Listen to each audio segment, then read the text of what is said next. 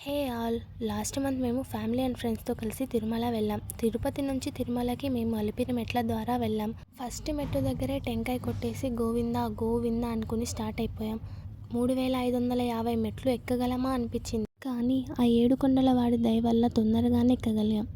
దారిలో చాలా మందిని చూశాను. కొంతమంది మెట్టు మెట్టుకి కర్పూరం పెట్టుకుంటూ పోతుంటే మరికొంతమంది కుంకుమ పసుపు పెట్టుకుంటూ వెళ్తున్నారు. తిరుపతిలో మనం ఎక్కడి నుంచి చూసినా కూడా ఫుల్ లైటింగ్స్తో శంకుచక్ర నామాలు కనిపించే గాలి గోపురం ఇదేనండి.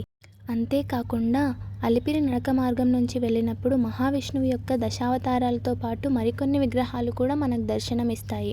అవును, ఇంతకు మీరు అలిపిరి మెట్ల నుంచి వెళ్తారా లేకపోతే శ్రీవారి మెట్టు నుంచి వెళ్తారా? మీరు అలిపిరి నడక మార్గం ద్వారా వెళ్ళినట్టయితే ఏడుకొండలవాడ వెంకటరమణ గోవిందా గోవిందా అని కామెంట్ చేయండి. మన ఛానల్ని సబ్స్క్రైబ్ చేసుకోవడం అస్సలు మర్చిపోవద్దు. Please like, share and subscribe to our channel. Thank you. Bye bye.